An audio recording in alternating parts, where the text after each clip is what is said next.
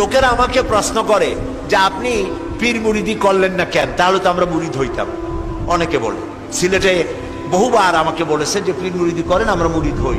শুধু সিলেট না, বাংলাদেশের বহু জায়গায় বলেছে যে পীর মুরিদি করেন না কেন। আমি করতেও পারি, কারণ আমার আব্বা এবং আমার চাচা দুজনই ফুরফুরার হযরত মাওলানা আবু বকর সিদ্দিকী রহমতুল্লাহ আলাইহির খলিফা ছিলেন। হাজার হাজার মুরিদ তাদের আছে।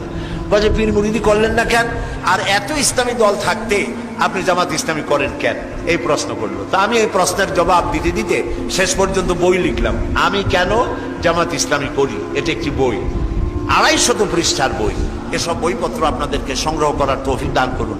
ইসলামী আন্দোলনের সাথে শরীক না হলে আমরা পরিপূর্ণরূপে দিন কায়েম করতে পারবো না। এই জন্য কোরআন এর শাসন যদি চাই, তাহলে কোরআন প্রতিষ্ঠার আন্দোলন যারা করে তাদের সাথে আমাদেরকে একত্র হতে হবে।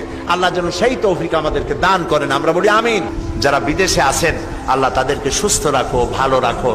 আল্লাহ তাআলা তাদেরকে ঈমানের সাথে রাখো। আল্লাহ তাআলা তুমি দয়া করে তাদের প্রতি তাদের কামাই রুজিতে বরকত দান করে দাও। রব্বুল আলামিন, আমাদের প্রিয় জন্মভূমি বাংলাদেশের উপরে তোমার রহমত নাজিল করো। যারা এই দেশটাকে ক্রমান্বয়ে নৈরাজ্যের দিকে ঠেলে দিতে চায়, নানান রকমের অশান্তি সৃষ্টি করে দেশটাকে অশান্তির দিকে ঠেলে দিতে চায়, আল্লাহ তাআলা তুমি তাদের হাত থেকে দেশটাকে রক্ষা করো। যত যুবক এখানে এসেছে, আল্লাহ সব যুবকদের গুনাহ আল্লাহ তুমি দয়া করে মাফ করে দাও।